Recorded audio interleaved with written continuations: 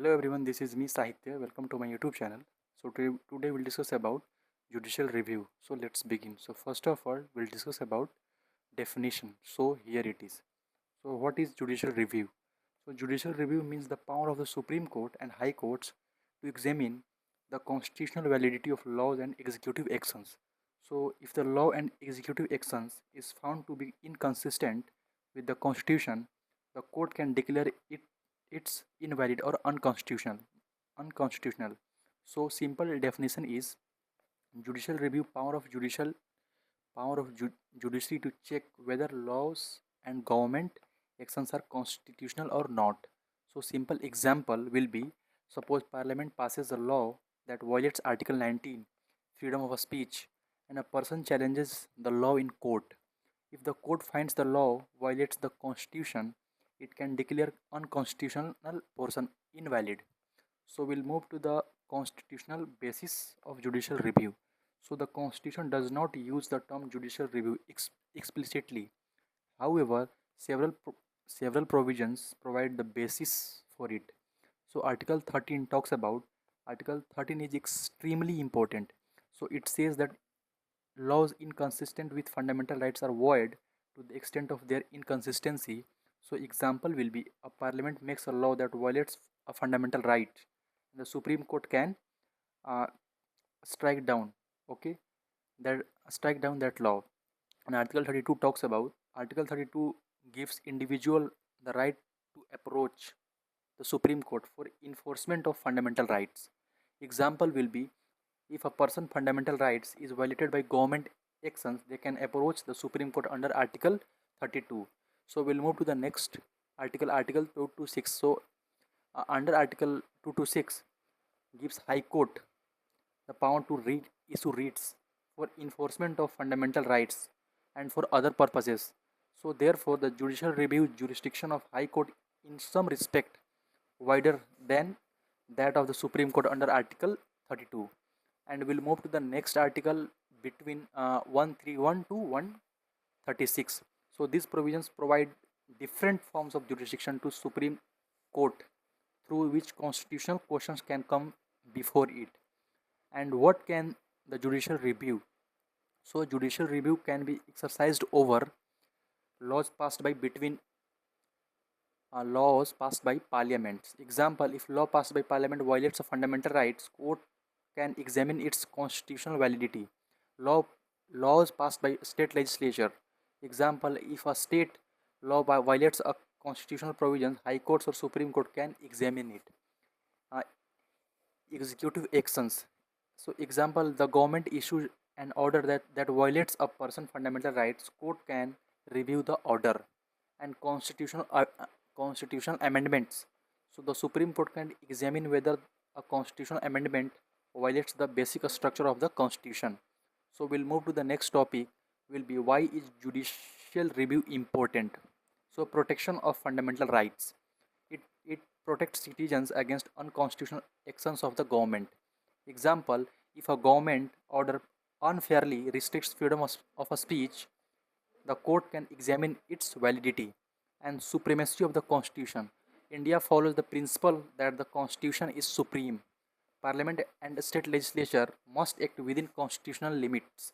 And check and balances. So judicial review prevents the legislature and the executive from exercising unlimited power.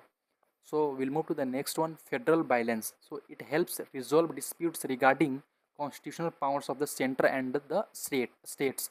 Example will be, if a state makes a law on the subject outside its constitutional legislative competence, the court can invalidate it. We'll move to the next topic, judicial review and judicial activism. So these two concepts are related but not identical. And judicial review in a left side and right side judicial activism. So power to examine constitutional validity in judicial review, and more proactive approach of judiciary uh, will come in judicial activism, and mainly concerned with legality and constitutionality in judicial review, and often involves broader interpretation and intervention in judicial activism. So we'll move to the next one, ensures constitutional supremacy in judicial review and can expect the practical scope of rights in judicial activism. An example, striking down an unconstitutional law in judicial review. And example, issuing direction to protect rights where legislation is inadequate comes under judicial activism. So we'll move to the next one. Remember, judicial review is this constitutional, and judicial activism, how can constitutional rights be effectively protected? We'll move to the next topic, judicial review and judicial restraint. So judicial restraint means courts generally avoid interfering with decision of the elected branches unless there is a clear constitutional or legal violation. So we'll move to the next one, example. So if parliament passes a policies that the court personally considers unwise, the court normally should not invalidate it merely because it disagrees with the policy. And the question is the law unconstitutional? Null? Not. Is the law is the best policy? So we'll move to the some important uh, Supreme Court cases that defines about judicial review. So let's ahead. So first one is Marbury versus Madison, USA, 1803. The principle of judicial review is famously associated with the US Supreme Court's decision in Marbury versus Madison in 1803. India's constitution, however, developed its own constitutional framework for judicial review. First one is Sankari Prasad case 1951. The Supreme Court initially held that constitutional amendments were not law under Article 13, and therefore Parliament could amend fundamental rights. And we'll move to the next one, Golaknath case 1967. The Supreme Court changed its position and held that Parliament could not amend fundamental rights, and this created a major constitutional debate regarding the amending power of the Parliament. And we'll move to the next one, which is very very important. So Kesavananda Bharati case 1973. So this is one of the most important topic and cases for UPSC. The Supreme Court established the basic structure of the Constitution. Parliament has wide power to amend Constitution, but it cannot destroy or alter its basic structure. For example, if an amendment attempted to completely abolish judicial independence, the Supreme Court could examine that amendment under the basic doctrine of the Constitution. And we'll move to the next one, Minerva Mills case 1980. The Supreme Court reaffirmed the importance of the basic structure doctrine. It held that limited amending power of Parliament and judicial review are important elements of the Constitution basic structure. And we'll move to the next topic, limitation of judicial review. So judicial review is powerful, but it is not unlimited. Courts do not normally examine the wisdom of a policy. Courts generally focus on constitutionality and legality rather than whether a policy is politically or economically wise. So we'll move to the next, constitutional limitations. The judiciary itself must operate within the Constitution. And we'll move to the next one, legislative competence. So courts examine whether the legislature had the constitutional authority to make a particular law. And we'll move to the next one, presumption of constitutionality. So generally legislation is presumed to be constitutional unless successfully challenged. We'll move to the next one, is judicial review in India versus USA. So India and USA. So judicial review is based on several constitutional provisions in India, and judicial review developed strongly through judicial interpretation in USA. And constitution is written in India and also USA. Is constitution is written. Both Supreme Court and High Courts exercise judicial review in India, and federal and state courts exercise judicial review in USA.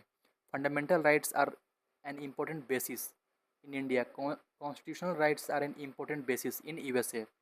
Basic structure limits constitutional amendments in India, and no identical basis of structure doctrine in USA. So we'll move to the next topic, which will be example for better understanding.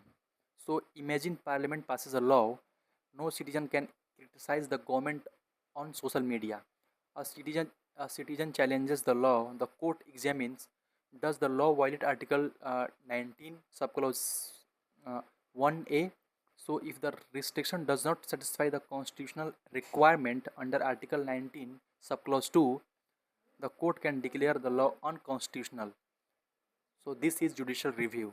Okay, so we'll move to the next topic, which will be going to UPSC prelims facts. Some are UPSC prelims facts, which is we are going to discuss. Okay, so remember 3 points. Judicial review is not explicitly named in the constitution. Okay, article 13 is a major constitutional basis, and article 32 gives the Supreme Court power to enforce fundamental rights, and article 226 gives high courts jurisdiction for fundamental rights and other purposes. Both Supreme Court and High Courts exercise judicial review, and judicial review protects constitutional supremacy, and it protects fundamental rights. And judicial review is the part of the basic structure of the Constitution. And the Keshav Nanda Bharti case 1973 is central to the basic structure doctrine. And judicial review does not mean that courts can replace the government in making policy. We'll move to the 1 minute revision. Okay, so what is judicial review?